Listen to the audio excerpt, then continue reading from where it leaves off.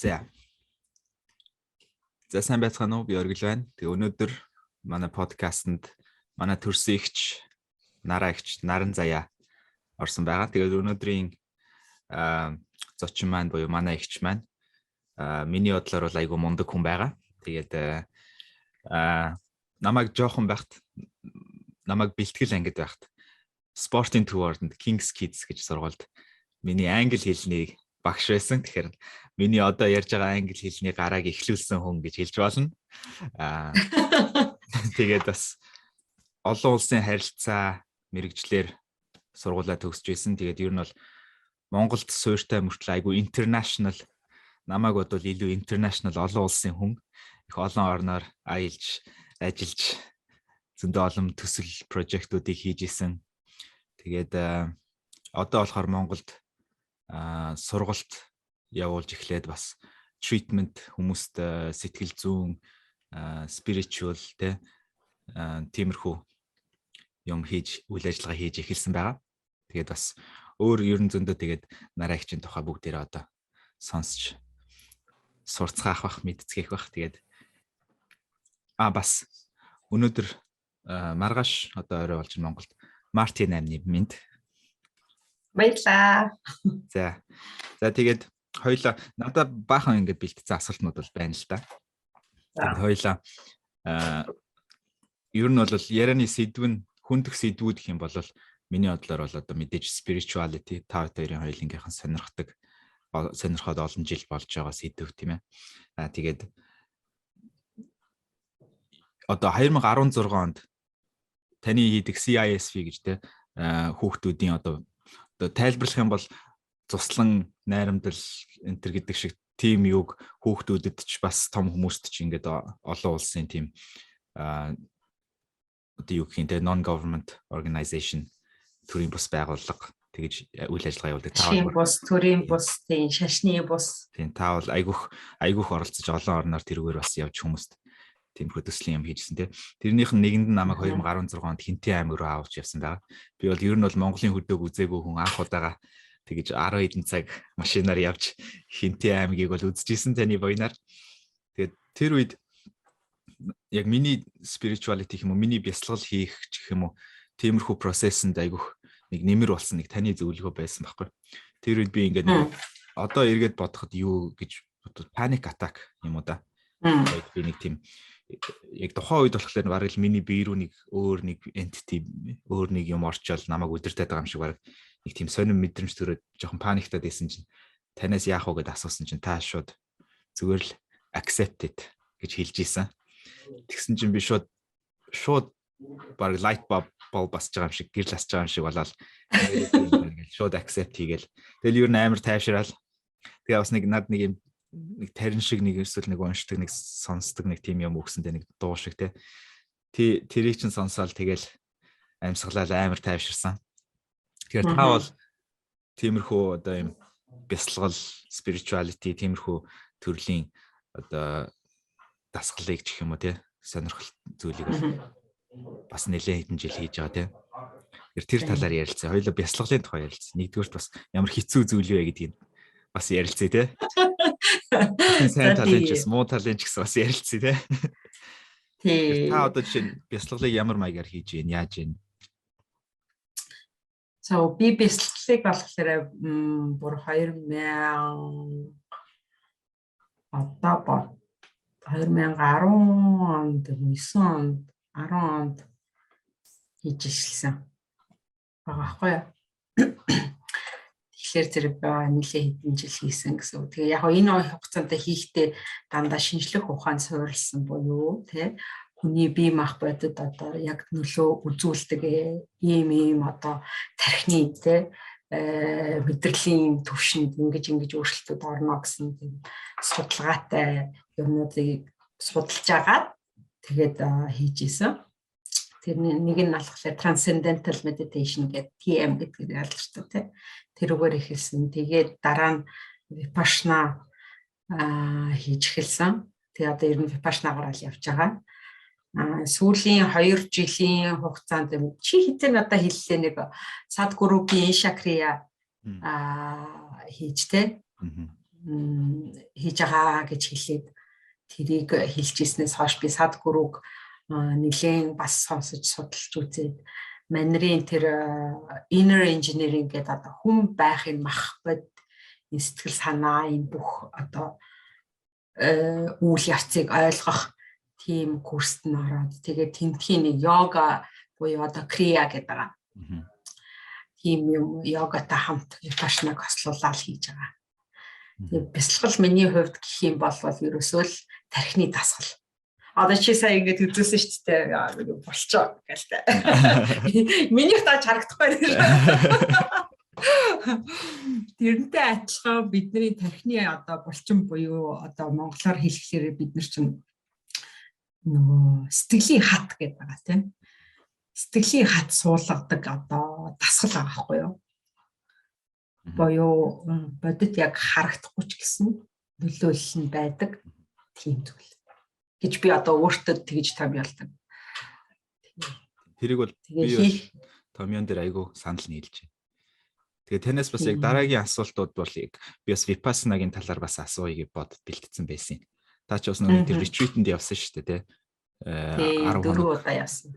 Бүр 4 удаа. Вау. Тэгвэл нийт бараг 40 хоног юм яриаг байсан ба шүү дээ, тий? Тэгэхээр тий випашнагийн юунд бол эхлээд 10 хоног яваад дараа нь юу яасан. Дараа нь эхний 2 удаа болоо шууд 10 хоног явсан юм байна.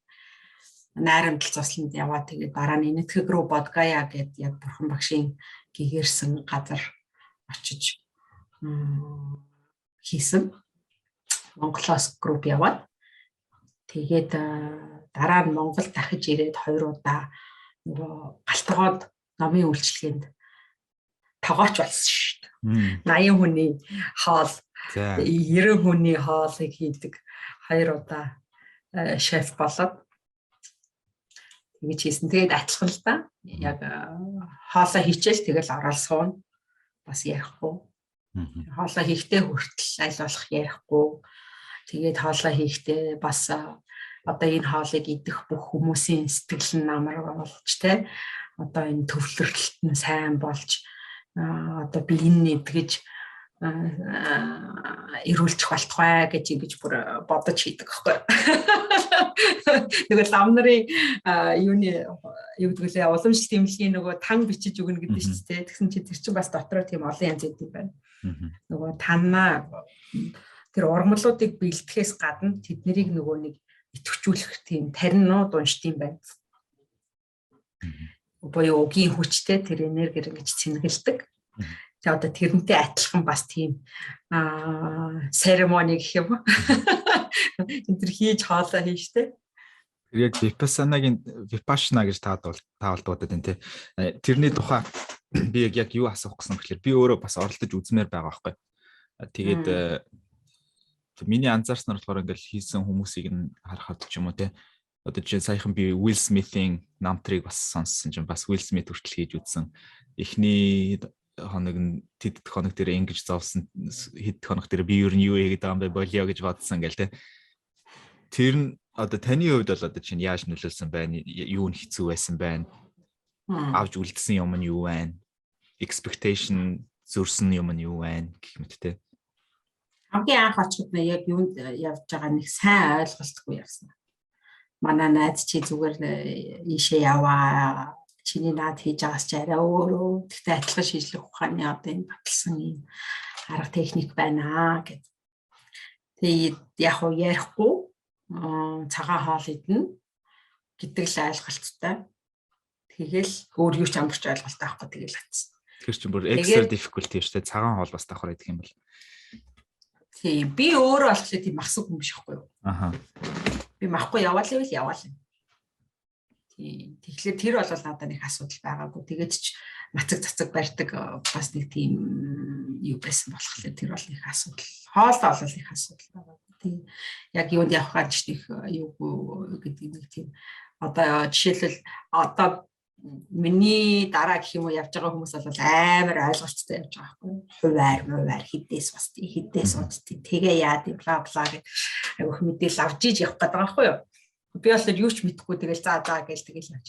Тэгээд явхад мэдээж бол эхлээд orientation танилцуулт юм. За та ингээд хэцүү одоо ийм амаргүй юмд явж байгаа тэдээс басан тэдээс унтан цагаан хоол идэн нэг ийм дүрм журм сахин энийгээ сахижиж одоо үлдэн цахгүй бол яваад ч хэрэггүй гэдэг бас анхнаасаа айгу шудраг шууд дүрмээ танилцуулаад тэгээд шийдүүлдэг. Тэгээд би очиод яхад бол яг тийм нөгөө нэг хөдөлгөөнгөө суун гэдэг нь миний хувьд амар хэцүү байсан. Юу нь хэцүү байсан гэхэлэр зэрэг нөгөө төвчээр гэхээсээ илүү нөгөө биеийн чилээд уугийн чинь бас нэг энүүхэн хэмжээний нэг дасгал хөдөлгөөн хийдэг бас нэг гайгүй нэг уян хатан энтер гэж бодоод исэн чинь андуурсан билээ гэхгүй. Чанарын шалгалтанд тэмцээгүй гэж. Очоод тэр чинь нөгөө нэг завлал нэг цаг суухад чинь чилж байгаа юм чинь. Тэгэл ивэ олох гол ингээл тэр нь л айгүй хэцүү байсан.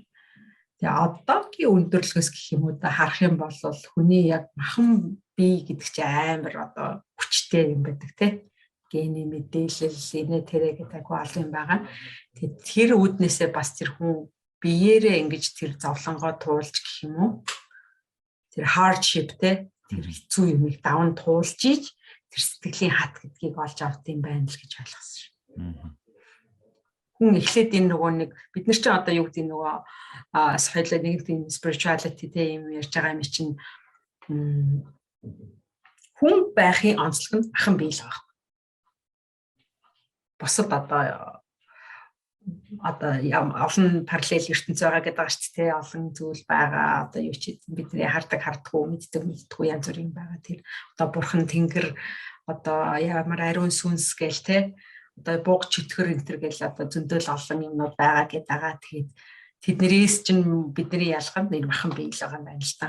Тэг ухамсар тий. Тэгэхээр зэрэг бидний энэ суур болж байгаа энэ махан бие гэдгээс чинь одоо юу гэдэг айгүй хамааралтай байдаг. Тэгээд випассана хийж яхад бол биеэрээ ингэж сууж байгаа чинь өөр нэгдүгээр биеийн одоо чадал гэх юм уу тий.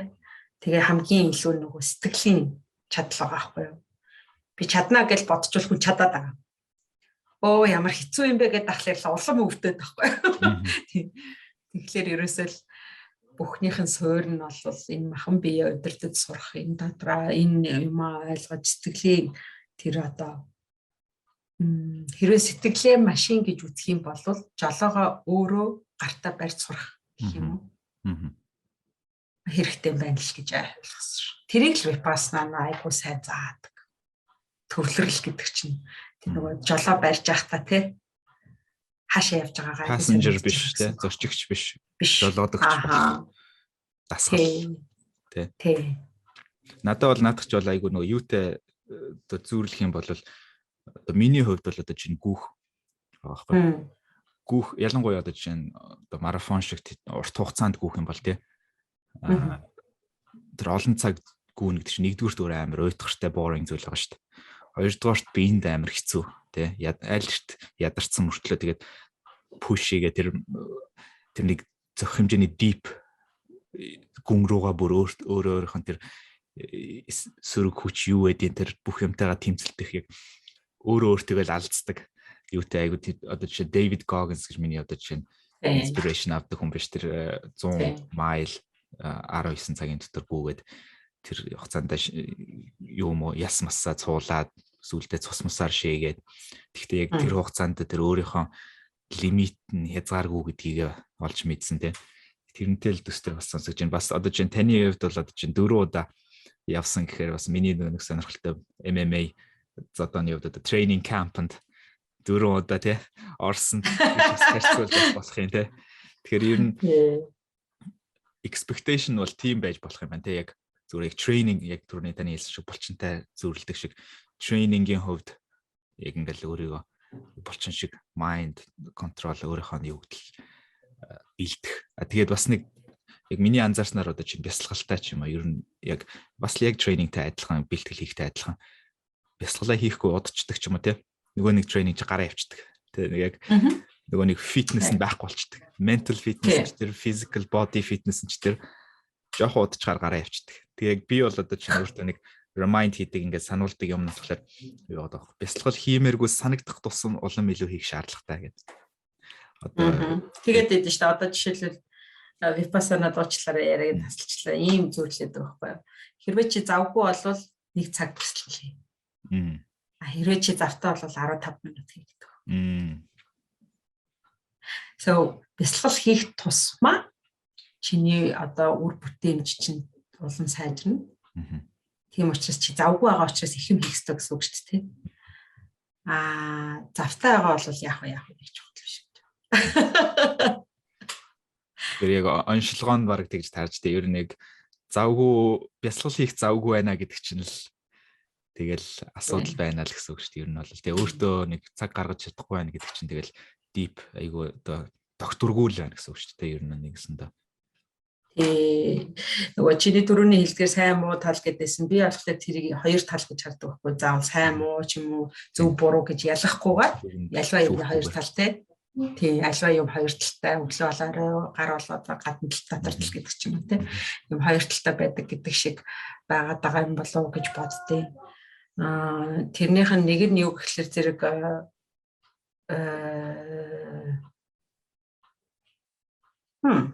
Үгүй цай бодсон чинь мартчихлаа. Чи юу гэж хэллээ? Сайн хамгаалсан. Би бас мартчихлаа. Энэ одоо ковид гэдэг ийм юу гэдэг вүлээ? Үр дүнд одоо ийм болчиход ингээд хүмүүс нийтлэхээр тэгээд дагаж тэгээд байна. Мэдгүй. Би бол угаасаа дандаа ингэж ярианыхад нөгөө бодол train of thought-наас тэгж гарч мартдаг. Ер нь бол Баялаа гэхдээ сая юу ярьсан бэлээ? Яг specifically. Юу булчин шиг хөгжүүлдэг сайн муу гэж тал байгаа. Тий. Окей. За одоо эхлэе. Ингэсэн. Хийхэ болоод ирэхлээр зэрэг завгүй хүн бол илүү хий гэсэн шүү дээ. Цаг хий. Тэрэн дээр би ийм юм хэлж гэжсэн нөгөө хүн жишээлбэл ингээ харахгүй өрөөнд байх юм бол бясалгал хийгээд ирж байна гэдэг чинь чи гэрэл асаагаад эхэлж ийн гэсэн үг болоод байгаа байхгүй. Өөрөөр хэлбэл чиний төвлөрөл чинь сайн болоод ирэхлээр чиний оюун ухаан чинь одоо жишээлбэл хутга гэж авч үзье л та тийм. Зүсдэг хутга гэж бодох юм бол чи тэрхүү юм сийлдэг гэж бодох юм бол бясалгал хийхгүй байх юм бол ийм мохоо одоо ийм зүгээр л ийм баргалах хөдөлч юм бүрэнгийн бойлон төмөр шиг юм байхгүй. За тэрүүгээр ингээл юм хийвэл ямар нарийн юм хийж чадах вэ те. Бясалгал хийхлээр тэр ингээл хутгач нь ингээл нарийсах тусмаа нөгөө самурайнуудын сэлмэн үсийг дундуур нь хуваадаг гэдэг шүү дээ. Тэр шиг харахгүй өрөөнд байлаа гэж бодоход бидний одоо энэ тарих оюун санаа ухаан гэх үү юм маань одоо хоор бол их хүмүүсийн харахгүй байна гэж төсөөлье гэж аахгүй. Тэгэнгүүт бясалгал хийгээд ирэхлээр яаж ирэхлээр гэрэл асч чи өөр хэлсэн ч гэдэг нэг юм тэр үед ингэ хэлэхэд боол басж байгаа юм шиг нэг юм момент болж байна те. Тэр шиг төвлөрлийг сайжруулад ирэхлээр зэрэг тэр гэрэл тодроод байна гэсэн үг байхгүй. Одоо жишээлбэл энэ өрөөнд одоо өнөөдөр орой болцсон би гэрэл асаагаа сууж байна. Энэ өрөөнд хэрвээ нэг лаа байсан бол би хэр харагдах вэ те. Миний одоо тусгал хэр байх вэ? Энд ч 2 лаа асаавал 10 лаа асаавал те. Эсвэл 100 ваттын гэрэл асаавал ямар байх вэ? Одоогоор жишээлбэл манай галтгоонд гэх юм бол 4 ширхэг гэрэл ассан хэмжээний гэрэл одоо иймэрхүү гэрэлтүүлэг тусгаж байна. Тэрнтэй адилхан хүний тарих нь ингээд харахгүй байхлаар хүн зөв сонголт хийж чадахгүй төөрөөл ингээл нэг юм дээр чиргэлтэй даам дэшиж яваад даам доошиж яваад даам мэддэхгүй ингээ явна. Тийм учраас хүмүүс ингээл өдөр хоног яасан хурдан өнгөрдөг. Нэг мэдсэн чинь 1 жил болцсон байна. Нэг мэдсэн чинь 20 хүрсэн, нэг мэдсэн чинь 30 хүрсэн гэдэг жишээний те юу вэ энэ гэсэн чи яаж яагаад гэртээ баг ирчвэ нэг мэдсэн чинь гэртээ ирсэн байна гэх шиг ингээл ерөнхийдөө нэг тийм бодлын тэр орон зай гэх юм уу харахгүй байгаа юм шиг байна. Нэг passenger seat гэдгсэн шүү дээ. Машин суулаа гэхэд чинь нэг өөрөө жолооч нь биш. Нэг мэдсэн чинь л ярмаг явмаар байсан чинь хаа байсан одоо зүү салаа явцсан ч юм уу те. Би бол яг тэгээ саяны тэр самурай сэлэмтэй харьцуулдаг тэр гэрэл тэр сэлэмтэй бол би харьцуулдгийг бол бодож байгааг бол надад бол шин сонсогдож байна. Тэр гэрлийг бол би бол яг тэгж боддог байхгүй. Би болохоор гэхдээ арай өөртөө төсөөлдөг байхгүй. Fog гэж манан. Миний хувьд бол одоо чинь бясалгал хийхгүй ч юм уу те. Тиймэрхүү нэг өөртөө цаг гаргахгүй ч юм уу. Тэр одоо mental training хийхгүй бол ман татчихдаг гэж би бол одоо хараад байгаа. Тэгээд нөгөө нэг тэр ман нь болохоор тэр emotion тэр нөгөө нэг бүх юмнууд нь ингээд fog явуулаад нөгөө фильтр нь бохирдоод тийм гот ямар ч тийм алсын хараач юм уу те эсвэл нэг тийм юм байхгүй болчдөг. Тэгээд шийдвэр гаргахад ч тэр айгүй хэцүү. Тэгээд би бол яг өөрийгөө бол шал хоёр өөр хүн гэж одоо төсөөлөгч биш бүр мэддэг байхгүй. Бясалгал хийдэг оргил бол шал өөр хүн. Бясалгалаа хийгээгүй хэдэн сар болцсон ч юм уу те оргил бол шал өөр хүн. Тэгээд аль оргилыг байлгах дуртай би бол өөрөө мэдээж энэ оргилыг байлгах дуртай. Гэвч энэ оргил яаж хийж байгааг гараад ирээд идэг. Тэгээд тийш наа чи дандаа чанар шалгаж байгаа юм чинь. Аха. Тэгээ яагаад л идэрч бясалгалыг ч юм уу тэг нөгөө нэг юу байгаа даахгүй тэг одоо айгүй амархан үед бясалгал хийх айгүй амархан тий. Одоо тань сайн хэлсэн шиг тэр завтай үед бол баг бясалгал хийж болно ч гэдэг юм тий. Тэр шиг хэцүү үед стресстсэн бон амьдрал дээр ингээд дээрэс нь мянган юм овоорцсон дээрэс нь гимтцэн ч үт юм уу өвдцэн ч үт юм уу бүх нөгөө нэг юмнууд нь ингээд овоорчингууд яг тэр үед гэл цэвэр юугаар хаарна гэдэг чинь жинхэнэ нөгөө нэг одоо бүс тэр тулааны уралгаар ярих юм бол хар бүстэй ч юм уу те нилээн бэлтгэлтэй байж идэхгүй бол яг тэр амар амгалаа үед нэх гоё өглөө нар тасаал нэх гоё хөгжим тавиал нэх гоё юунд сууж байгаа үеэс шал өөр байгаа байхгүй те яг цэрэг тренинг хийж байгаа дайн руу жинхэнэ явхад шал өөр байдаг шиг.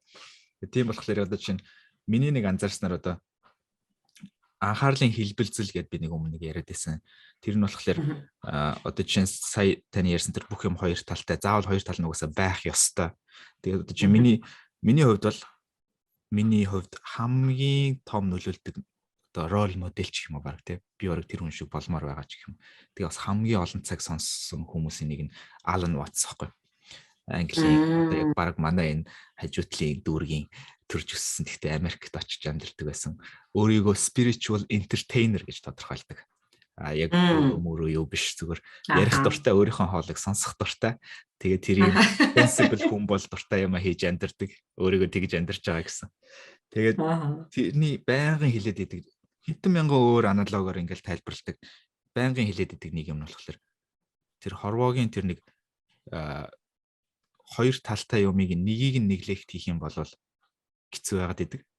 Тэгэхдээ бурхан энэ олон өөр хөвлбраар амьдарч байгаа юм чинь чи тэрийг нэглэт хийгээд зовоод амьдрал that's okay it's your choice. Тэр чин таалагдахгүй байгаа бол тэрийг анзаарах хэрэгтэй тэр хоёр талтай гэдгийг нь анзаарах хэрэгтэй. Тэр шиг бас хит гэрэл асчих юм бол тест бүр хэдэн мянган ваттын гэрэл тусчих юм бол бас харанхуйгаас яг адил ялгаагүй болчин те.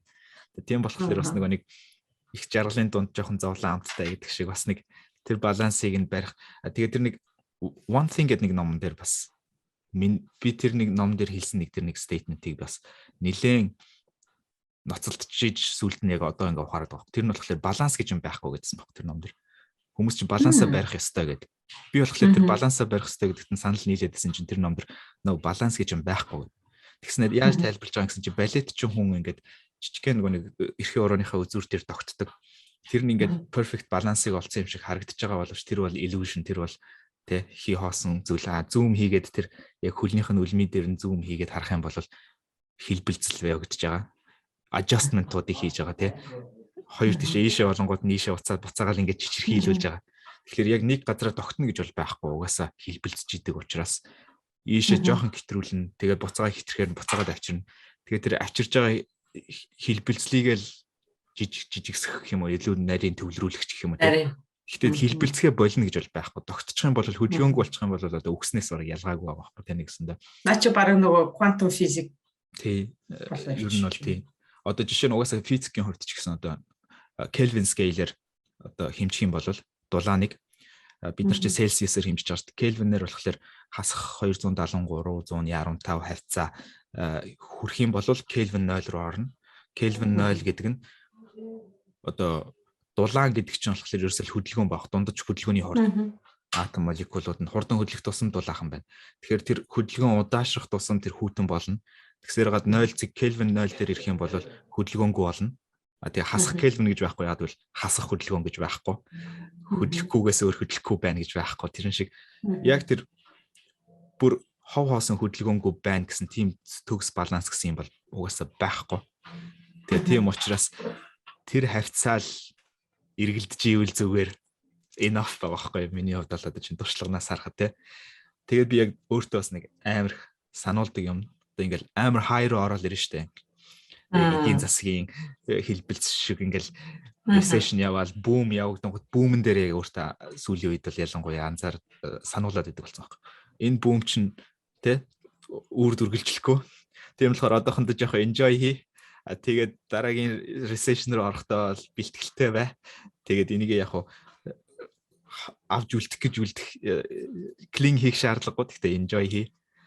Тийм үү дараа нь recession орж байгаа бас яг адилхан. Удахгүй boom орж ирнэ. Энийгээ давах ингээл. Тэ наад чинь ч гэсэн вебашна дээр гардаг. Ер нь айгүй олон юм дээр гардаг. Юм мөнх бус биш. Тэгээд бас өөрчлөгдөж идэг. Танаас бас асуух зөндөө өөр асуултууд байна. За. Жишээ нь таны баримтлагдаг зарчмууд юу вэ?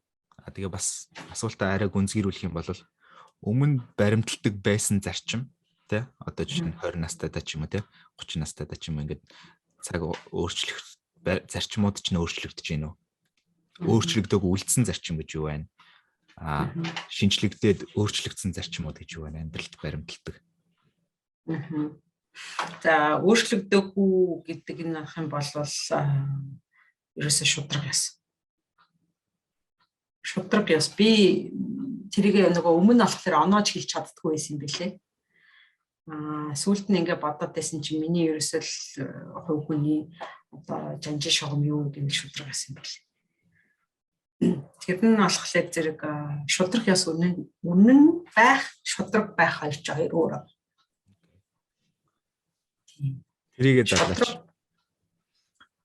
So шудраг байна гэдэг чинь болохоор зэрэг аль талынхаа одоо гомдлгүй гэх юм уу те альва нөхцөл байдалд тийм хасах төлөв рүү оруулахгүй гэсэн. Окей. Сөрөг гэдэг ч юм уу те хасах төлөв рүү оруулахгүй. Үнэн байна гэдэг бол жишээлбэл заримдаа шудраг биш байж болно. Гэхдээ тэр нь бодит буюу үнэн. Тэ одоо чи дөрөв хэлсэд нөгөө нэг хүний юм хийсвэр сэтгэлгээ illusion гэж байгаа тэ. Тэр бол би одоо жишээлбэл юу гэдгийг наран заяа амир юу гэдгийг одоо амха гэж боддог байлаа гэж бодоход тэр нь гэхдээ үнэн биш байж болох. Тэгэхээр тэр нь наран заяа зоригтой мөрчлөрөө амхаа гэж боддог. Гэтэл бодит үнэн юу гэвэл зоригтой байтал амхаа гэж боддог. So тэр нь үнэн биш ялгаа гэх юм. If it makes sense. Тэгээд шудраг тэр So би шудраг байхыг хичээдэг. Яг үнэн худлаа гэдгийг бол баримтлан гэхээсээ илүү шудраг байхыг хичээдэг. Яг гэвэл үнэн гэдэг нь болохоор миний хувьд арай нэг тийм илүү хүн одоохондоо философи асуудал болчих бас. Тэ өөрөө ч бараг таньж ойлгоогүй байгаа зүйл байгаа байхгүй юу? Шудрагыг бол би хийж чадаад байгаа. Тэр нь зарчим болол одоо хүртэл байгаа. Багасаа л байсан юм байлээ. Тэгээд тэрнийхээ төлөө бол тэр нь нэлээд зогсдог. Одоо нөгөө нэг хамгаалдаг sacrifice хийж болохгүй зарчим тий золиослж одоо тий тэрнийхээ төлөө баг бусад юмыг бол золиослж байгаа. Энийний төлөө хэрвээ би нэр хугарахаас яс хугарах гэхчээр хэрвээ миний нэр хүртэл сэвтгэхэр болох юм бол хамаагүй би шудраг зүйлийн төлөө зогсно. Хүн намайг буруу ойлгоно, зөв ойлгоно. Би одоо сайн хүн болно, муу хүн болно тэр хамаагүй. Би миний хувьд шудраг гэж үзэж байгаа тэр шугамн дээр л зогсно гэсэн тийм боллаагүй стил байгаа. Өөрчлөгдсөн юм гэх юм бол баг залуу наснда байсан юм гэх юм бол би айгүйх хүний төлөө, бусдын төлөө гэдэг өөрийгөө айгүй нөгөө нэг өөрийнхөө цаг, өөрийнхөө энерги, өөрийнхөө одоо хүч, өөрийнхөө санхүү, өөрийнхөө одоо юу гэдгийг те орон зай, байр бүх л юмараа бусдын төлөө гэсэн тийм юмар явдаг байсан. Тэгээд тэрийг одоо хангалттай үүргээ бусдад өгсөн одоо өөртөө яг тэр хэрээрээ анхаарч сурыг гэсэн нэг тийм зарчимтай болсон. Тэгээд тэрнтэй танилцаад явж байгаа бас нэг юм шинэхэн тэр талбар дээр шинэхэн сурагч гэх хүн байгаад байгаа. Тэгээд тэр хичээлийг таалагдж байгаа. Амаргүй хэцүү гэхдээ таалагдж байгаа. Яг тэр саяны таны өөрчлөгдсөн зарчим гэдэг чинь болохоор одоо чинь та хоёр ээж бас яг нэг тийм төстэй чаленжтай хүн штэ бас тэ. Тэр би ингээд ээжээс ингээд хараад observe хийгээд ажиглаад сурдаг байхгүй. Тэр нь болохоор хэрвээ ээж миний зүгээс энэ зарчмыг ойлгох юм бол өөрөө магадгүй өөрчлөгдөх байх. Би өмнө нэг бас ингээд ярьж ирсэн. Хүн өөрийнхөө төлөө бусдыг хайрлаад бусдын төлөө өөрийгөө хайрлах ёстой гэдэг. Яг зөв. Тэгэхгүй яг өөрийнхөө төлөө өөрийгөө хайрлах юм бол бас нэг тийм нарциссистик ч юм уу тий байх бах. Тэгэхгүй одоо чинь би бол одоо чинь ээжигээ өөрийг нь хайрлуулмаар шүү дээ өөрөөр нь тий. Тэгэхгүй ээж өөрийгөө хайрлах чадахгүй бол намайг хайрлах хайрн ч гэсэн би бол happy байхгүй шүү дээ. Тийм ээ. Тий. Одоо чинь за материалын зүйлэн дээр ярих юм бол ээж өөрөө үлсэн байж тий зүдэрмэн байж би тэр сайхан цадгалан байх юм бол тэр бол надад сайхан биш байгаа байхгүй тий. Ээж өөрөө эхлээд тэ цадгалан сайхан ч гэдэм үү тийм байгаад тэгээд дээрээс нь илүү юм гарахгүй ч байсан. Би ямар тэ чадахгүй байгаа ш. Би бас тэгээд аль нь би өөртөө тэгчих юм бол гоё байгаа. Тэгэхээр уулзаад ярихад ч сайхан байна шүү дээ, тийм ээ. Тийм шүү дээ. Тэр утгаараа тий. Яг зөв. Би бас санал нийлж байна. Би ягаад одоо тэр зарчмыг өөрчилсөн шалтгаан бас тэр. Би бас ингээ хоёр сайхан хүүхэдтэй тий. Ээж аав байна тий. Ингээд эмээгийн одоо хүүхэд ингээд хүүхдээсээ ингээ харахад жишээлбэл одоо манай эмээг харж байгаа байхгүй юу? Эмээ минь одоо 94 насалж байна. Тэгээд харахад бол өөрөө хоолоо хийж гин, өөрөө бие засж гин, өөрөө хувцас угааж гин. Одоо ойр зургийн те жижиг юм одоо өөрөө хийчих гин. Ингээл бүх юмн дээр ингээд их хамаатай биш. Гэхдээ мэдээж хажууд нь хүн байж, хань байж ингэх хэрэгтэй. Тэгэнгүүт өөр нэг эмээг ингээ харахлаар зэрэг эмээгээс одоо жишээлбэл үгдгийн 10 насаар дүү 15 дөнгөж талбарч байгаа мөртлөөрөө тийм эмээгийн хувьд бол хүүхэд гэж байгаа байхгүй юу? Таяг толцсон те ингээл хэцүү одоо хүүхдүүдийнхаа хамааралтай болцсон байгаа хүн биеийнхээ хувьд ч гэсэн сэтгэлийнхаа хувьд ч гэсэн аль алинд нь хэцүү байгаа байхгүй юу? Тэгэхээр би юу гэж бодсон гэхээр одоо би өөрийгөө бодож сурах юм болвол би ярээ ирүүл те хэн нэгнээс хамааралтай биш өөртөө эмэрх чөлөөтэй дуртай үедээ басаад явна юу дуртай юм хийн нөгөө талаасаа сэтгэл санааны хувьд ч гэсэн би даасан байх буюу одоо ганцаараа байлаа гэхэд чи миний хажууд хань алсангүй гэдэг ч юм уу те эсвэл заавал чи хэн нэгнээс одоо хань байна уу хүүхэд байна уу эцэг их байна уу найз нөхдөд нь хэн нэгнээс хамааралгүй байж сурах буюу тэр чинь л яг би даасан гэдэг ойлголт юм байна. Би даана гэдэг чинь ангиас харахад амар том юм мундаг одоо тэ 18 хүрсэн хүнийг хэлдэг юм байна шүү дээ. Тэ эсвэл одоо 35 ч юм уу хүрсэн хүнийг хэлдэг юм байна. Би даана гэсэн хүн гэдэг чинь хоолоо олж идэх чадвартай шийдвэрээ өөрөө гаргах чадвартай буюу хамгийн чухал нь би даана гэдгийн ялгаа нь гаргасан шийдвэрийнхээ хариуцлагыг үүрэх чадвартай. Тэр нь би сэтгэл оюун ухааныхаа хувьд яг адилхан. Бусдаас хамааралгүй байх чадвартай, гаргасан шийдвэртэй өөрөөр хэлбэл өөрийнхөө ачааг үүрээд явах чадвартай гэсэн. Тэгээд дараагийн шатууд руугаа орох байгаа байхгүй тий. Тэгэнгүүт бидний өнөөдөр ингээл бухимдаал ингээл яддаг чи хөөрхөн амт тэр бухимдахаас аргагүй нэг талаасаа нөгөө талаасаа тэр хүмүүс бие даал сураагүй юм чинь яах юм бэ? 5 настай хүүхдийг чи бичиж чадахгүй нэг л загнаад байгаатай л адилхан байхгүй юу? Зааж өгөөгүй шүү тэр хүн. Тэрнийхэд энэ бод дурак энэ мө тийм ингээл сураагүй хүн чинь хийхгүй шүү. Тэгэхээр тийх юм байна. Би бусдыг ингээл буруутгаал төр засгийг буруутгаал Монгол улсыг буруутгаал ээж аавыгаа буруутгаал ингээд байх чинь ямар ч үрт үгүй миний энерги миний сэтгэл санаа ингээл яарад идэг. Тэгсний хооронд зүгээр л өөрөө биеэ дагаас үрчий. Ямар ч нөхцөлд ямар ч байдалд орсон бусдад дараа болохгүй өөрийгөө аваа явах чадвартай болъё гэсэн зорилго маань одоо тийм зарчмын өөрчлөлт хийхэд хүргэсэн байхгүй. 7 habits. За зах манай break авчихсан. Окей. Тэгээд одоо Стивен Ковигийн одоо миний бол нэлээд хэдэн жил Bible миний хувьд байсан ном биш одоо өндөр бүтээлч хүний 7 habit. Тэрэн дээр ч бол тэгдэж штэ. Эхлээд independent байж иж дараа нь interdependence руу орно. Тэгэхгүй шууд independence-ийг алгасаад interdependence руу орох юм бол маш их асуудалтай. Одоо жишээ нь наадах чи тэмдэглэж авмаар юм шүү. YouTube дээр орно.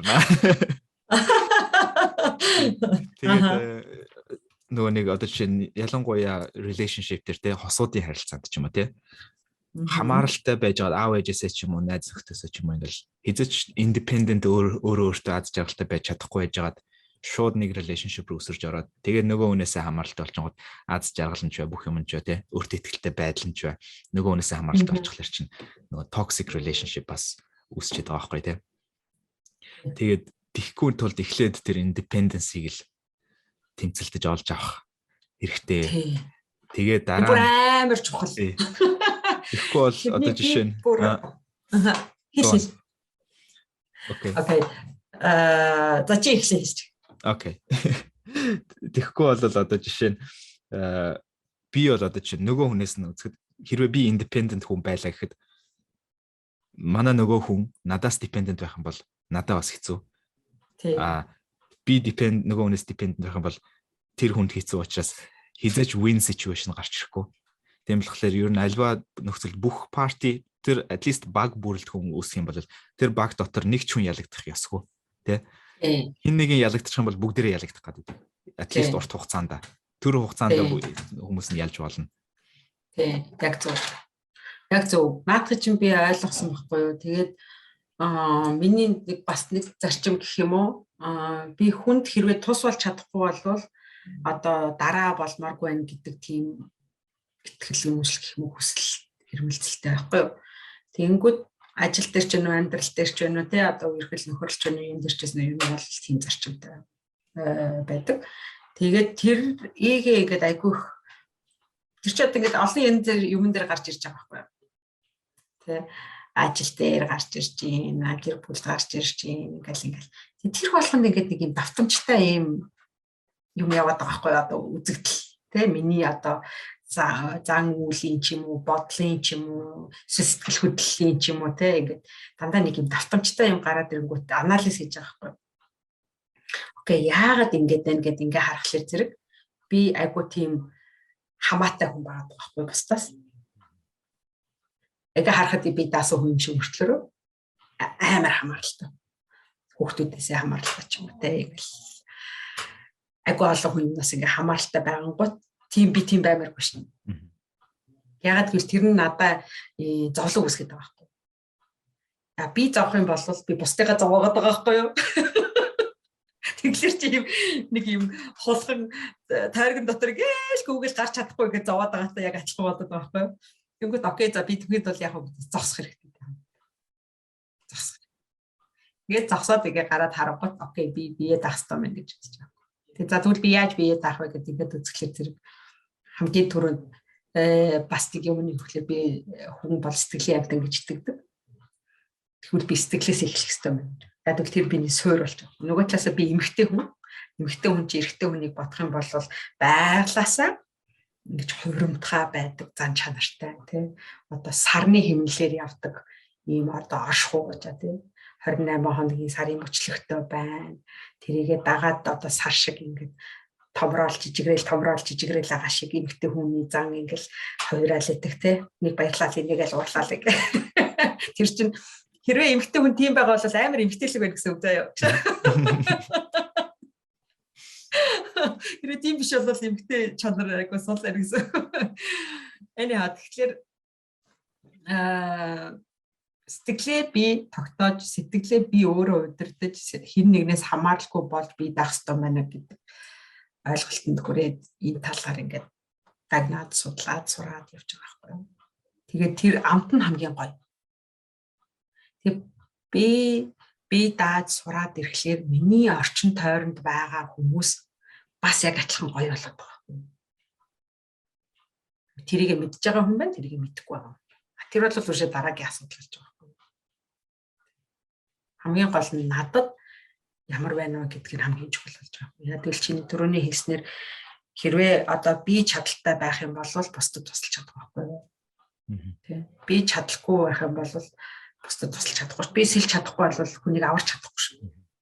Тэгэхээр би сэлж сурах нь айгуу чухал байхгүй. Гэтэл чи амар хэцүү шүү.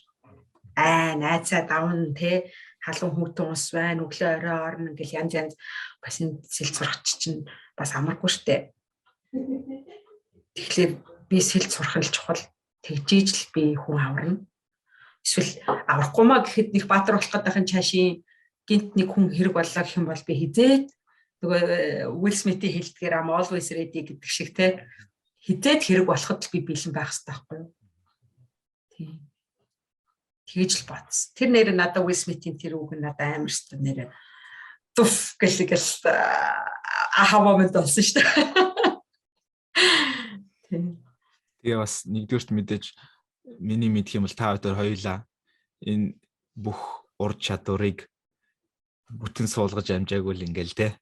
Зөндөө алдаа гаргаад ингээл явж байгаа. Хамгийн гол нь яг өөрийгөө шүүхгүйгээр жишээ нь түрүү жилдээ харьцуулахад би за ядаж 100 interaction дээр би хэд дээр нь алдаж байна. Тэр нь 50 байсан бол одоо 40 болж чадсан уу гэдэг дээр л байгаа байхгүй те. Тэрнээс биш бас нэг асуудал нь болохоор ингээд нэг одоо ч нэг випассанад явждаг ч юм уу миний хувьд одоо ингээл ишэ крия бүтэн сайкл хийчдэг ч юм уу те ингээл медитейшн хийчдэг. Тэгээ ядчихэд нь бас дээрээс нь анзаархад та бит хоёр бол одоо чинь ээжээсээ гаралтай ч юм уу type A personality-ийн хүмүүс байгаа шүү дээ. Тийм одоо те goal oriented ч юм уу те ингээл юмыг бүтээх гээл тийм цаанаасаа өгөгдөлтэй. Тэгээ тэр нь тийм хүмүүст бүр экстра хэрэгтэй байгаад байгаа байхгүй тий.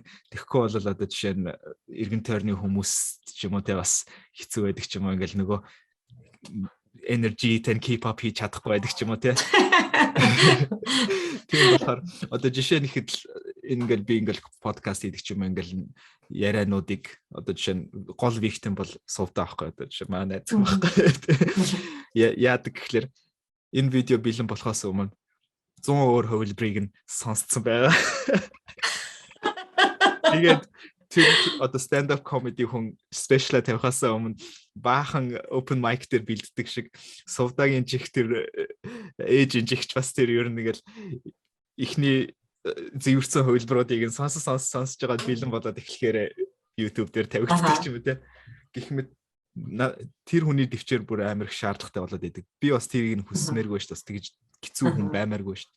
Тийм учраас extra бясалгал хийх тэр awareness-тай байх өөрийгөө яах шаардлагатай. Тэгэхдээ бас нэг анзаараад байгаа юм болохоор өөрийгөө ингээд тэрнээсээ болоод алдчихад judge хийчих юм бол бүр хэцүү болчихно. Тийм болохоор одоо тэр хиний супер павер гэдэг аахгүй. Gary V-ийн өөрийнх нь супер павер өөрийгөө ерөөсөө judge хийдэг. Бүтэн өдөр fuck off хийгээд унтаад тэнхтээд Netflix үзсэн ч маргааш өглөө fresh басж ирдэг. Тэ. Тэр нөгөө нэг тэрний гол төлбөр нь юу вэ? Юу? Гол түлхүүрээ. Gary V-гийн хэлээд байгаа. Тийм Gary V болохоор гол юм нь болохоор цаг хугацаа байгаа гэдгийг л анзаар төвчээртэй бай гэд хүмүүст юм хэлээд идэв шүү дээ. Бид нэр дундаж наслалт өмнө 30-40 байсан бол одоо 100 муу хүрээд байна. Тэгэхээр 80 жил карьер хөөх боломж байна. Нэг өдөр нэг тэ залхуураал биз who cares гэтэл type A personality-тэй хүнд болохоор амар хэцүү байгаа байхгүй. Би бол одоо жишээ нэг өдрийг нэг юм хэл сурдаг юм ч юм уу эсвэл нэг юм хийдгүү ингээл өнгөрөөчхөр бүр над бүр амар хэцүү байдаг. Тэгээ яг бясалгалаас сурсан зүйл нь юу вэ гэхээр би ингээ амьсгалаа анзаардаг скил нь жоох ихссэн гэж анзаардаг. Одоо жишээ нь миний амьсгал өөр болчдөг. Яг тэр үед ингээд нүуник ямар юм нэхэд хэрэгтэй байгаа үед амьсгал жоохон давчуу болчдөг ингээд. Гэсэн нэг тийм эсвэл нэг гүнзгий амьсгалж чадахгүй ч юм уу тий. Тэнгуут нь яг хэрэг болдог зүйл нь буцаагаад гүнзгий ирүүлэх. Тэгэхээр амар их нэмэр болдог гэх мэт. Тийм байгаа. Чи бүр амар их юм ярмаар юмнуудыг бүгдийг базаа ярьчлаа гэдэг. Тэгэхээр чи одоо айлын дээр нь төвлөрнө гэсэн. Тэгвэл ямар сэтгэл танаас бас өшөө асуултууд бас байна. Асуух уу? За тэгээд яа наад ингэж байгаа эргэж ирнэ шүү дээ хоёлаа бас зөндөө энэ сэндүүдийг хөндлөх юм байна. Тий. Одоо жишээлбэл би ингэж бодоод байхгүй. Бясалгал гэдэг нь A-type-ийн буюу юм идэвхтэй зорилготой тэмүүлсэн хүмүүст илүү хэрэгтэй буюу нөгөө төрлийн хүмүүст нь нэг тийм хэрэг болохгүй дээ гэж бас харахгүй байгаа. Тий.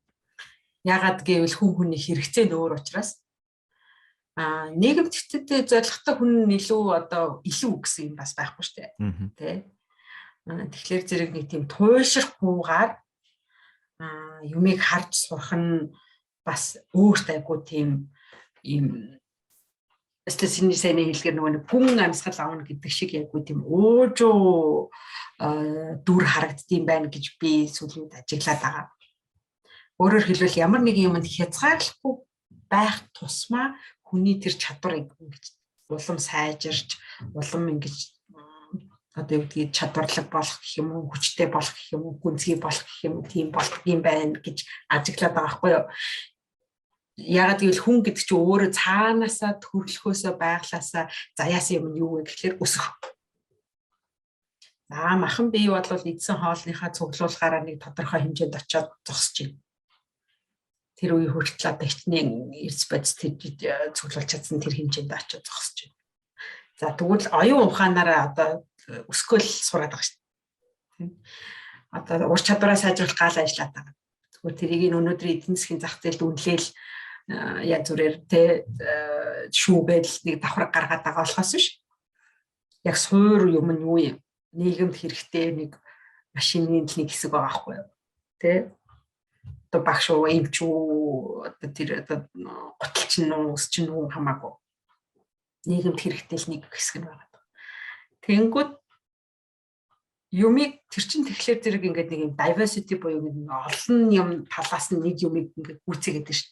Пазл шиг тий. Тэнгүүд зөвхөн тэр гол байгаа тэр юу гэдгийг хамгийн том 5 талтай ч юм уу 4 талтай пазл хамгийн чухал гэж болохгүй байгаа. Гэж хамт л одоо энэ хэрэгтэй бус нь бол магадгүй нэг ач холбогдолгүй гэсэн нэг тийм туйлшрал явахгүйгээр харуул юу гэж хэлэх гээд байна гэхээр зэрэг хүн чинь өөрөө өсөх юм програмчлагдсан. Материалын хангамж нь хангагдаад ирэхлээр сэтгэлийн хангамж үлддэг. Сэтгэлийн хангамж нь дүүрээд ирэхлээр биш оюуны хангамж гэдэг. Оюуны хангамж нь дүүрээд ирэхлээр сэтгэлийн ханамж үлддэг те. Сэтгэлийн ханамж нь ингээд дүүрээд ирэхлээр зэрэг магадгүй цаатлын энергич гэдэг юм уу ингээл өсөж дэвчих гэж явж байгаа.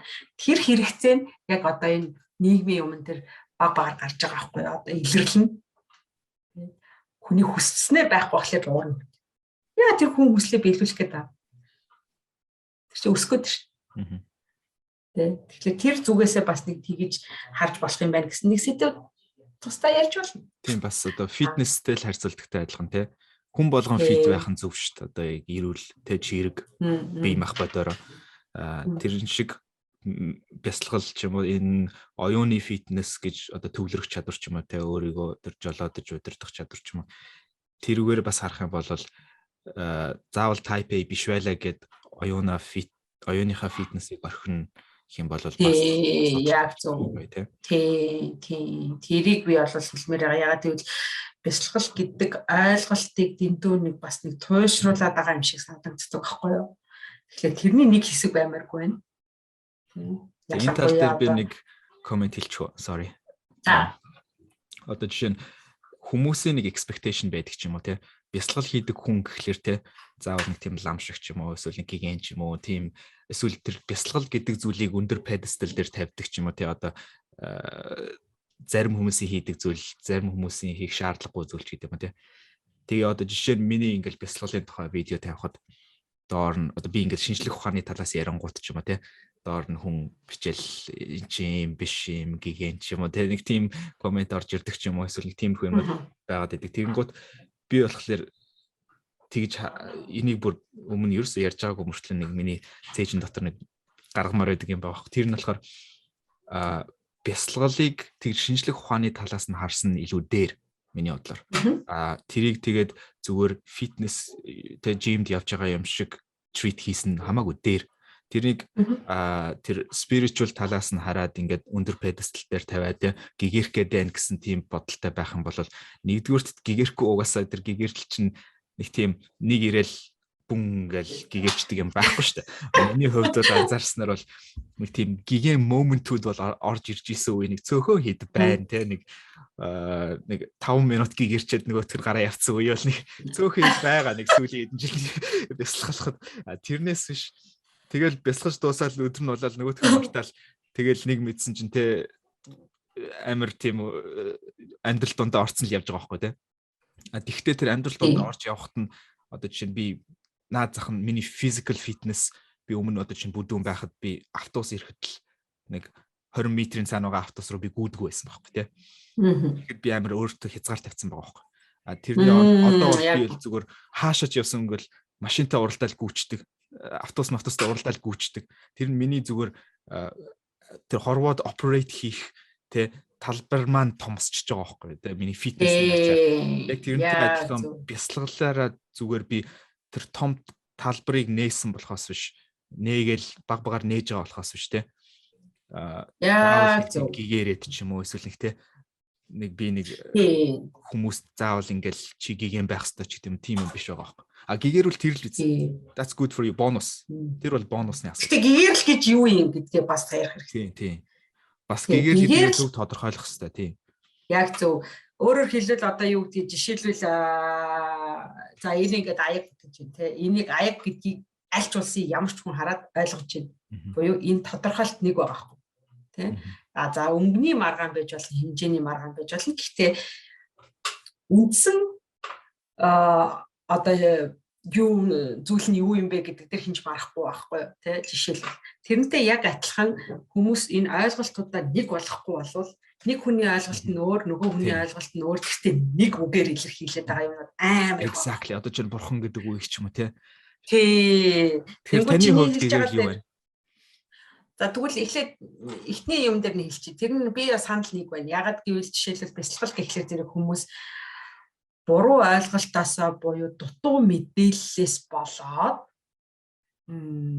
өрөөсгөл ойлголттой болцсон тэр нь тэгээд итгэл үнэмшил болцсон яваад байдаг. Жишээлбэл бясалгал хийдэг хүн байх юм бол одоо за шашны гэдэг ч юм уу. Эсвэл бясалгал хийдэг хүн өөгүй, сэвгүй ийм бүхнийг чадагч ийм одоо тэ шидтэн болцсон ч гэдэг юм уу. Ингээд нэг юм туушрал яваад байдаг. Яг нь тэр нь бол тухайн хүний л тусгал та. Тэр хүн тэр талаар мэдээлэл багтай, мэдлэг багтай байл гэсэн үг. Тэр нь бол чиний хувьд бол ямар ч холбоогүй тэ чам ямар ч хамаагүй юм байна гэсэн. Тэрнтэй бол би санал нэгтэй байдаг. Тэгэхээр зэрэг би тэрэн дээр бол ингэж юу ч хэлэх нэмэргүй байлаа угаасаа. Хүний цаг нь болохоор л ойлгоно. Зүгээр өөр дээрэл хүндээ битгий тусгаж аваарай л гэдэг зарчимд болсон. Амар их яжлуулж ирсэн шүү дээ. Яа чи намастай, яа чи нараастай, ядаргаатай, мадаргаатай гэл ингээл те. Гэхдээ яг тэгэл хүлээн зөвшөөрнө гэдэг чинь амар том чадвар. Агуу олон юмныг чөлөөлж өгдөг. Зовлонгоос хөнгөлж өгдөг чадвар юм байлээ. Гэгэрл гэдэг нь миний хувьд юу вэ гэхээр зэрэг байгаа төвшнгөөсөө арай илүү болсон буюу харанхуугаас гэгэрл рүү гарч байгаа нэг тэр юмыг л хэлж байгаа. Тэр нь ч гэсэн хязгаар байхгүй гэж би боддог. Хүн сайн гэгэрсэн, дутуу гэгэрсэн, илүү гэгэрсэн гэдэг юм байна. Тэр хүний нөгөө нэг туршлага буюу тэрийг өөрөө мэдэрч олж авсан тэр мэдрэмжүүдийн л гүнийг яриад байгаа байхгүй юу? Хэр одоо жишээлбэл гатума тэр төвлөрлийг маш нарийн болгож чадсан учраас атомыг задлж чадаад тайлбарлаад байсан. өнөөдрийн neuroscience буюу тархины шинжлэх ухаан олсон атомыг задлаад дотор нь 3 хэсэг байгаа юм байна гэдгийг задлж ойлгоод байгаа юмыг тэр 2500 жилийн өмнө ямар ч микроскоп, телескоп байхгүй үед дотгошоогоо ороод өөрийнхөө бодисын солилцооны тэр үйл явцыг мэдрээд бүх цусныхаа урсгалыг сонсоод хараад ойлгоод явж гинэ гэдэг чинь мэдрэмжийн төвшин л тийм гүнзгийл болоод байгаа. Одооныхоор ярих юм бол одоо академич хүн болсон байгаа байхгүй юу? Дотоод биенийхээ танин мэдхүүг тэгж таньж чадсан хүн байгаа байхгүй. Тэгэхээр шинжлэх ухаанч хүн байгаа байхгүй. Тэр чинь ерөөсөө гэгэрсэн биш, зүгээр л тэр хүний мэдлэг болон тэр мэдрэмж тэгж нарийс чадсан буюу тэр төвлөрлийн чадвар нь л тийм одоо баг нүдэнд харагдахгүй сэлэм шиг л болсон байгаа байхгүй. Тэргээр юу ч уралж болж байгаа байхгүй. Маш сэлэм нарийн байх тусмаа, эртээ байх тусмаа гарах бүтээл нь гоё. Тэ одоо тийм чамин, тийм онцгой болоод байгаа. Тэрүүгээрээ л ялгаатай. Тэ? Хинч бүм бүтээж байгаа. Зүгээр хэр нарийн ч юм уу тэр хүний анхаарлыг татах, хамтыг төрүүлэх тэр гэрэл ялгаатай болохоос ш. Чи чадахгүй би чадна гэдэг юм байхгүй. Тэгэхээр гэгэрл гэдэг бол миний бодлоор тэр мэдрэмж мэдлэгийн л төвшинг ялах баг. Хүкс гэгэрсэн гэж юм байхгүй хаа. гэж би боддоо шүү. Би бол арай өөр бодд юм байна. Тэгээ соси ингээд битэрийн ойлголт өөр байгаа байхгүй тий. Гэхдээ үг нь нэг. Чи юу гэж боддоо? Би бол тэр гэгэрл гэдэг зүйл нь нөгөө хүнээсээ хамааралтай гэж бодож байна. Одоо жишээ нь Gautama Siddhartha гэж хүнийг бүгдээрээ Будда гэж нэрлэлээ шүү дээ. Тийм ээ? Будда гэдэг үг нь өөрөө сэрсэн хүн гэсэн утгатай тийм. Тэгэхээр тэр хүн ганцаараа бас Будда байх шаардлагагүй. Хичнээн ч хүн сэрх юм бол бүгдээрээ Будда байж болно. Гэтэл Gautama Siddhartha-г л Будда гэдэг байгаа байхгүй тийм. Одоо жишээ нь Иесус Христийг л Бурхны хүүч гэдэг юм те. Тэгэхээр тэр тодорхойлолт нь бусд хүмүүсээс хамаарат байгаа байхгүй тийм ээ. Будда болохоор өөрөө Gautama ч юм өөрөө би Будда шүү гэхгүй байхгүй тийм. Тэгэхээр тэр гэгэрл гэдэг зүйл нь одоо түрүүний миний яг хэлсэн тэр Alan Watts гэж хүнээс одоо тэгж хэлээд байгаа байхгүй. Багш гэж хүн тэрний хүний authority те эрх мэдэл сурагчнаас л ирдэг. Сурагч ирээл та бол багш, би бол сурагч, би танаас сурах ёстой гэдэг зүйлтэй аль хэдийн ирж байгаа учраас л тэр хүн багш байгаад байгаа. Тэрнээс биш хэрвээ тэр сурагч тэрийг хүлээн зөвшөөрөөгүй байсан бол очиод хичнээн тэр багштай би чиний багш гэж заалсан ч хизээш багш болохгүй. Тийм учраас нөгөө хүнээс хамааралтай. Тэгэхээр тэр л нөгөө нэг хоёр талтай гэдэг шиг тэр энэ хорвоо гэдэг сайхан энэ бүжиг донд нөгөөдөлтөө сайхан бүжиглж чадчихвэл уран бүтээлийг сайн тойрвож чадчихвэл уран бүтээл тойрвно гэдэг цаашгаа дахиад тодорхойлт хэрэгтэй миний бодлоор.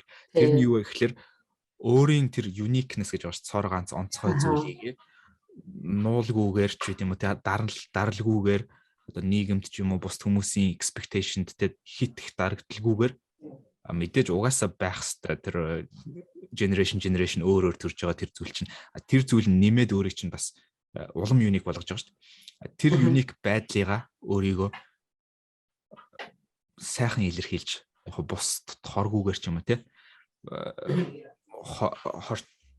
хор гэдэг нь одоо чинь те зовлон авчрахгүйгээр ч юм уу те илэрхийлж чадж байгаа хүн бол одоо чинь миний нүдээр харахад Чарльз Буковский ч юм уу те улаан аригчин сайхан тамхи татаал ингээл амар controversial юм бичээл те зовлон бичдэг ч юм уу.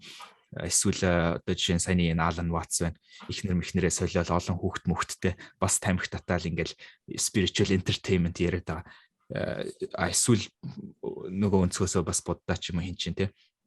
Энэ хүмүүс миний харж байгаагаар бол гэгэрсэн хүн гэж би бол бодоод байгаа байхгүй. Яагаад гэгэрсэн бэ гэхээр тэд нэр тэр өөрийгөө илэрхийлэгч вэ тийм үү те. Тэр байдлаараа одоо таны хэлж байгаагаар гэрэл цацраад байгаа. Тэр яг өөрийнх нь unique гэрлэн цацарч чадаад байгаа. Ижил би бол одоо чинь тэгж тодорхойлоод байгаа байхгүй. Тэр нь болохоор танихаас заавал зөрөх шаардлагагүй миний тодорхойлолт. Тэр нь яг адилхан тэр хувц сэлэм болж чадж байгаа. Гэхдээ яг зөв миний харах үнцэг нь болохоор тэр хүн нэг ёсондоо not give a fuck байдалтай байж чадсан. Яагаад гэвэл тэр хүн өөрийнхөө тэр unique хинбэ гэдэгтээ give fuck хийж байгаа учраас нөгөө зүйлүүдэд give fuck хийхгүй байж чадсан хүмүүс л миний анзаарснаар болоод чинь гигийн. Яагаад гэвэл Далай лам одоо байгаа Далай лам ч юм уу тий гигийн гэж үзэх юм бол би гэгэрхийн тулд би Далай лам шиг байх шаардлагагүй байгаа байхгүй. Яг хөө Далай ламаас хулгайлах айдианууд байж болно. Гэхдээ би гэгэрх юм бол оргил хамгийн сайнаар оргил шиг байж чадах юм бол оргил гэгэрч чадна. Наран заяа хамгийн сайнаар наран заяа шиг байгаад тэрүүгээрээ гэрэл цацруулж чадах юм бол наран заяа гэгэрнэ. Гэхдээ асуудалтай тэр нь хүн болгонд байдаг тэр миний тэр уншаад байдаг ном дэр сөрөг хүч гэж нэг юм байдаг. Тэр гэгэрлийг чинь устгах гэж бүр өөрөө чинь хөнөөх гэж уралдаж идэг. Тэрнтэй тэмцэлтэж чадаад эцэстэн дээр нь гарна гэж бол байхгүй угаасаа. Өдөр л нэг тулаандаа ялж ялагдана гэж байна. Тэр тулаандаа ялагдахаасаа илүү ялж чадах юм бол тэр гиген гэдэг тодорхойлтыг тэр хүн бус хүмүүс өгөх. Өөрөө өгөх бас хэцүү болоо яачин тийм ээ. Наад чи надад яг нөө толны тусгал шиг санагдаж байна л да. Өөрийгөө толинд харахаас нааш ямар байгаагаа мэдэхгүй шүү дээ тий. Гэтэл тол гэдэг чинь чи биш. Чи тусгал байгаа тий.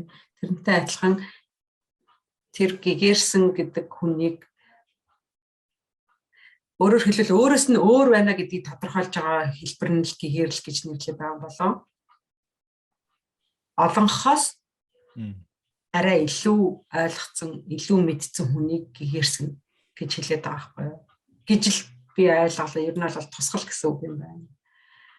Тэр нэг багш шав гэдэг шиг тий. Тэр Будда гэдэг чинь цол штэ тий. Нэг нь бол биш. Зөндөө олон Будда байсан юм билээ. Тийм зөндөө олон хүмүүс яг тэгж яг одоо Гатама шиг адилхан хэмжээнд хүрсэн гэж үздэг түүхэндээ бол Гатама Будда яагаад ингэж онцолж тодорхойлогдож ингэж одоо өдий хүртэл ингэж байгаад байгаа юм бэ гэхэлэр манайд бусад хүмүүс шиг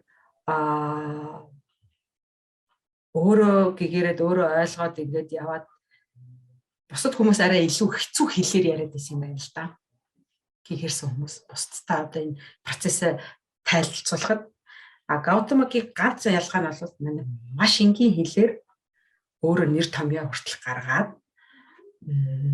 тэр бүх үйл явцыг бусдад ингэж ойлгуулж илэрхийлж чадсан байна. Тэгэхээр нөгөө энгийн хүн хүртэл одоо бид нар чинь Випассанад тэгж байгаа шүү дээ. Чи ч гэсэн одоо Будда шиг гэрч чадах боломжтой. Тийм боломж бүрэн 100% байна. Зөв тэхүүгүй юу гэдэг нь дараагийн асуудалтай яг олон шалтгаална. Гэхдээ боломжтой яг л энэ аргыг хэрэглэсэн. Өөрөөр хэлбэл юу гэдгийг луун аваад хутгаар ингээл хальслах юм бол хальсна уннаа.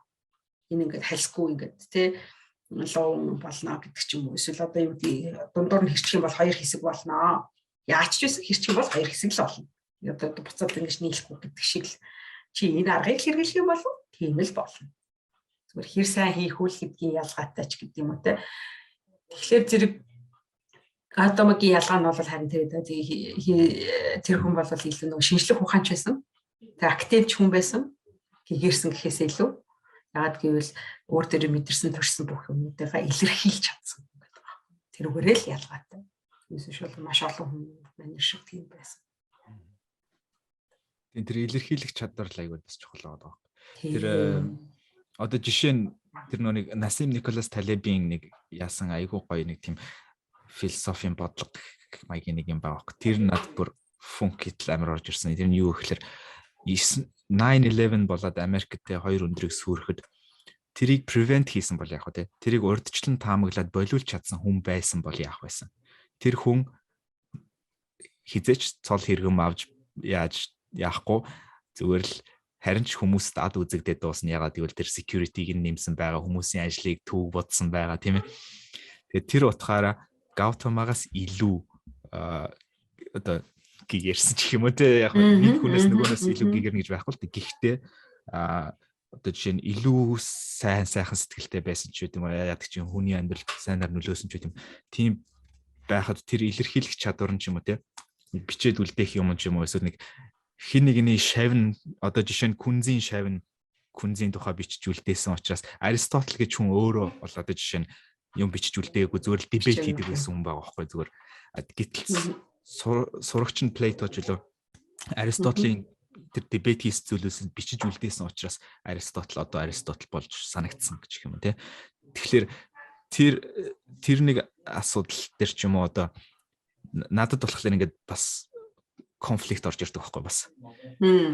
Би одоо жишээ нь миний эго ингээл надад хэлнэ шүү дээ. За яаж дурсагдах вэ? Чи үхцэн яаж дурсагдах вэ? Ийм тийм гэл тэгэхээр окей би үнэхээр тийм мундаг баймаар байгаа юм бол тэ худлаагаасаа мундаг биш зүгээр үнэхээр мундаг баймаар байгаа юм бол тэрний талаар ерөөсө тоох ёсгүй тэ. Хэрвээ энийг миний тухай бичвэл тэр л үз. Тэгээ муухай юм оруулвал бас тэр л үз. Тийм байх ёстой. Тэнгууд нөгөө эго but you have to ямар нэг юм хийх ёстой шүү дээ. Тэр ядаж нөгөө хүндээ нэг сайнаар нөлөөлж ич тэр нэг чиний талаар яаж бичих бас нөлөөлт юм байгаасаа их ч юм уу те. Ийм конфликт орж ирнэ. Тэгэл тэнгууд яг эцсийн дүнд нь болохоор нөгөө нэг тэр бяцлаглалын ч юм уу тэр философийн хэрэг болдог юм. Өөрөөр л байж чадчихвэл who cares тэ тэрийг энэ хүн юм биш интерпрет хийгээд орчуулна. Тэр хүн тэгж интерпрет хийгээд орчуулна. Нэг нь сайнаар харна, нөгөө нь муугаар харна. Тэгээд аль нь ч яаж харсан яг ясан юм дээр doesn't matter байхгүй. Яагаад гэвэл тэр амьдрах хугацаанд өөрөө тэ happy байж чадчих юм бол that's enough байгаа байхгүй яг. Тэгвэл тэр дүүрэлтэнд хүрэхийн тулд нэлээд олон эгонуудтайгаа тэмцэн тэ нэлээд олон тиймэрхүү юмнаас хүрнэ. Одоо чинь таныг хүртэл миний одоо хараад хүндэлж байгаа тэр авууштай чанар нь болохоор та тэр одоо хүртэл ингээл сик хийгээл те ингээд өөрийгөө ингээл хөгжүүлээл те ингээд явхдаа амар их тэр эготойгоо тэмцэлтэж байгаа нь харагдаад байдаг одоо дүүгийнх нь хувьас. Тэгэнгүүтээ тэр нэг хүлээн зөвшөөрөх гэж нэг юмтай өдөр дутагдлуудыгаа. Тэгээд тэр нь бол миний зүгээс харахад бол одоо чинь гол авааштай зүйл нэг байгаа байхгүй. Таныг хүндлэх зүйл юм уу те. Тэгэхгүй яг таны мэдлэг сайжрах одоо чинь миний ч гэсэн мэдлэг сайжрах те тэрийг ингээд мундаг илэрхийлдэг болох is not гол асуудал биш. Яг тэр deep тэр хамгийн хэцүү батлыг яаж тулалдаж ийн гэдгийг нь л би одоо чинь насаар хийдэг юм байхгүй. Тэгэхээр тэр батл дээр ялах бол шаардлагагүй. At least бууж өгөхгүй тулалдаж ийн гэдэг нь л яг миний нүдээр бол окей энэ хүнийг ер нь бол гигэрл рүү ортж байгаа хүн гэж би бол дүгнэн гэсэн миний personal дүгнэлт бол одоо чинь гарч ирж байгаа гэх мэт. Баярлаа. Яа үнэн хүн л юм чинь алтан ном гэхдээ гол нь нөгөө нэг бууж өгөхгүй гэдэг чинь л тэр юм шиг л шүү дээ. Зогсохгүй байхыг хэлээд байдаг. Өөрөө одоо ч эсвэл юу тиймэрхүү юм бас амар тренд болол байгаа шүү дээ. Би хинбэ гэх тээ. Өхийн төлөө жишээлээ амьдрахын төлөө идж байгаа мó, эдхийн төлөө амьдарч байгаа мó энэ төр гэл амар философик ингээл ботго учраа хайгаал те нэг иймэрхүү маягийн юм. Ер нь бол өсөх стил юм байна гэдгийг харсан. Тэр өсөх гэдэг процесс нь өөрөө харин одоо жишээлбэл би аялье гэхэд би одоо окей явган аялал байх юм уу, дугуйн аялал байх юм уу, тэ одоо усан онгоцоор юм уу, богоноор юм уу, одоо юу гэдэг нэстэг тэргээр ч юм уу гэдэг тэр нөгөө нэг аргуудаа сонгож байгаатай яг адилхан. Хүний хөгжлийн тэр өөрөө би хөгжиж гэж байгаа тэр сонголтынхаа процесс буюу тэр үйл явц нь удаан байх уу, хурдан байх уу, тэ таатай байх уу, таагүй байх уу, зовлонтой байх уу, зовлонгүй байх уу гэдгийг сонгож байгаа л ялгаатай болохоос иш гэж боддоо шүү дээ. Тэрэн дээр харин хүлээн зөвшөөрлөө айгүй том нөгөө нэг нэмэр болдог. Машинаар ярих юм бол би тэгж хараад байгаа байхгүй юу. Тэгээ хүний хөгжлийн ингээд процессыг машин гэж бодож байна. Амар. Одоо чиний хамгийн дуртай машин юу юм? Чи ямар машинтай одоо ингээд мундаг болохоор гоё машин. Tesla. За окей, Tesla гэж бодъё л дээ. Tesla чинь одоо бодвол машин чи мотортой л байгаа да. Тэгээ мотортой байна гэдэг чинь тостой л байгаа да. Тос орж ижил тэр мотор хөдөлж байгаа х тий. Тэгэхээр зэрэг хүлээн зөвшөөрөх гэдэг юм нь одоо тэр машины тос гэх юм уу? Тос байхгүй болчихвол юмыг ингээд зөвлө урсгалт нь ингэж одоо нэмэр болдог гэх юм уу. Тесла гаднаас нь хараад хинч моторын тос харах байхгүй юу? Тэ гэтэл тосгүй хуурай мотортой Тесла явлаа гэж бодъё л та. Өсрөл 30 минут л явах Тесла гэж бод. Тэгэл зогсож байгаа. Ямар ч Rolls Royce, Bentley одоо юу ч хэлээ. Нэг машины сайн мэдгүй гэхдээ ер нь л тэр Lamborghini л гэдэг гэрээ бүхэл бүтэн хичнээн хөрөнгө мөнгө одоо тэр бүх юм байлаа гэхэд тэр тос гэдэг зүйл байхгүй л бол уучлаарай. Болчоод байна. Таны харвал тослохын тулд хүлээн зөвшөөрөх хэрэгтэй гэж бодож байна. Тийм. Хөгжих үйл явц нь өөрөө хүлээн зөвшөөрөл гэдэг юмтай байж иж урагшлахтаа зовлонгүй буюу зовлон багтай тийм тэ smooth suffering гэдэг байгаа шүү дээ. Suffering гэдэг байгаа шүү дээ. Тэр багтай л явна гэсэн. Lubricant болж байгаа. Тийм гэж байна. За одоо ингээд нэг 10 минутын дараа би гарч хүүгээ сургуулаас нь авна.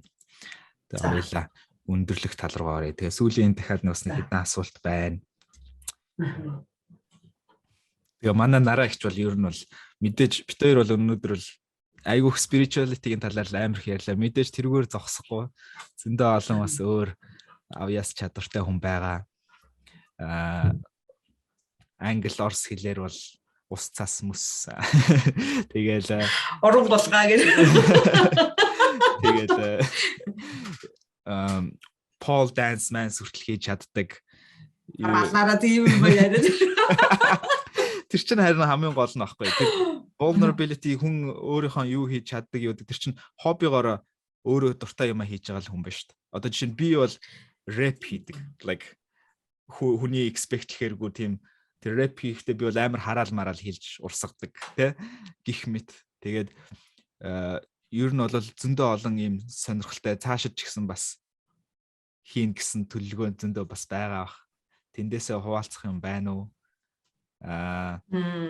Тэгээд бас нэг би нэг хүмүүсээс ер нь нэг асуух асуулт дуртай байдгийн. Тэр нь болохоор та итгэдэг мөртлөө бусад хүмүүс нэг итгэдэггүй ч юм уу те? Бусад хүмүүс худлаа гэж боддог мөртлөө та үнэн гэж боддог ч юм уу? Яг бусад хүмүүс хэрэг хүн болгон байх шаардлагагүй. Гэхдээ нийгмийн ихэнх ч юм уу те? Тантай санал нийлдэггүй. Та болохоор тэрэн дээр нь тэгж боддог тийм юм байгаа юу? Тэр ч яста бодох хэрэгтэй юм байна.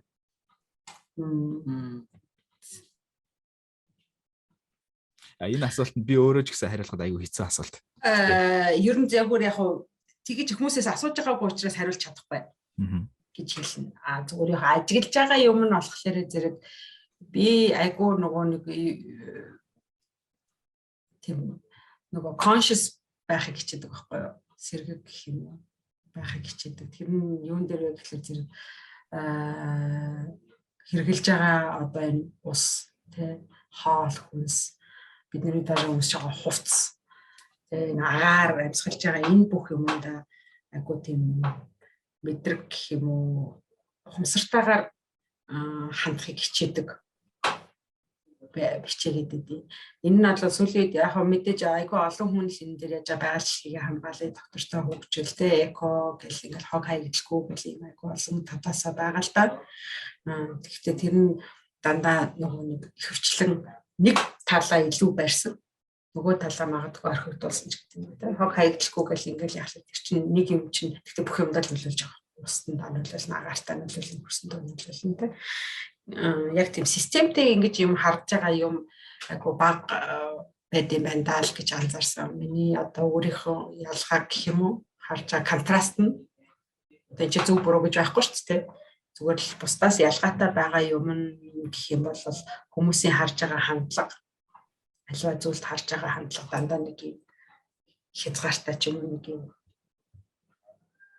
нэг талын илүү харах гэдэг. Би өөрийнхөө харж байгаа юмыг харахлаар зэрэг илүү олон талаас нь ч юм уу алсын харааг нь ч юм уу харахыг зорддог хичээдэг тийм байгаад байдаг юм байна л гэж анзаарсан шүү. Тэгээд CISV-ийн чинь тийм учиртай. 2010 онд ингээл ихшил явж хахад ч юм уу ойлгох байсан шүү. Яг л өөрийнхөө хүүхдийг хайчилах хүний хүүхдийг дагуулсан ингээл ажил хийлээ. Их жишээ нэ. Сүүлийн асуултанд хариулахад эхнийх нь асуулт нь хийх гэж бодож байгаа юм бол байгаа. Товчуугаар хэлэх юм бол Монгол хүн болж төрснөө их орондоо нэг хувь нэмрээ үлдээх юмсан гэж боддог. Тэхийн тулд боловсрлоор дамжуулж одоо өөрийнхөө хувь нэмрээ хийн гэж боддог. Монгол улсын ирээдүй бол энэ хүмүүс ард түмэн чи хийн хүнээр эхлэн хүн чи хянаас эхэлж байгаа хүүхдээс эхэлж байгаа. Тэгэхээр тэр хүүхдийг л өөр нь чиний хэлж байгаа те тэр онцлог чанараар нь хөгжүүлж чадах юм бол манайхан бол гайхамшигтай яста чадaltaй өгөгдөлтөө хүмүүс байдаг гэдгийг би өөрийнхөө нүдэрээ харсан сүүлийн 10 жил. Тийм учраас тэднийг хөгжүүлэх, тэднийг өсөж хөгжөхтөн нэг жоохон нэг шүрүүпэн болоод нэг те эсвэл тэр тослооны ажилд нь оролцдог ч юм уу нэг тийм нэг хэсэг нь байх юмсаа л гэж бодож байгаа. Тэгээ та локейшн тэр одоо ажиллаж байгаа сургалт энэ явуулж байгаа тритмент явуулж байгаа. Тэрийг нь хүмүүс сонирхч ивэл очиод уулзаарай. Тэгээд tea ceremony энэ хийн. Тэрийг манай найз хийнэ. Окей. Нөгөө нэг цагдаагийн ерхий газрын замын хойдолд 3 ям руу ирдэг юм болно. Пура ретрит руу гэдэг. Тийм улбашаар шилэн хаалгатай даруйхан газар бий. Тэгээд Instagram-ын доор нь би бас тавина. Ороод follow. За баярлаа. За тэгээд оролцсонд хамт буу халсанд. Бит хоёрын энэ буу халт бол ер нь бол жирийн үед яригдчихийдэг бит хоёр ингэж ярьдаг буу халтыг энэ удаа зүгээр бичсэн байгаа. Тэгээд миний бодлоор бол одоо миний бодлоор бол одоо жишээ нь энэ topic нэг тийм popular topic биш. Тийм болохоор цөөхөн үзэх бах. Гэхдээ цөөхөн үзсэн хүмүүс нь бас ялангуяа энэ хүртэл сонссон хүмүүс нь бол special хүмүүс гэж би бол бодож байгаа. Тэгээд тэр хүмүүст хүрсэн болол тэгэл ер нь бол энэ подкастны зорилго бол болоо. Тийм ээ. Окей. Баярлалаа. Баярлалаа. Анхны подкаст байлаа гэхэд бас жоохон арай гайгүй өглөө.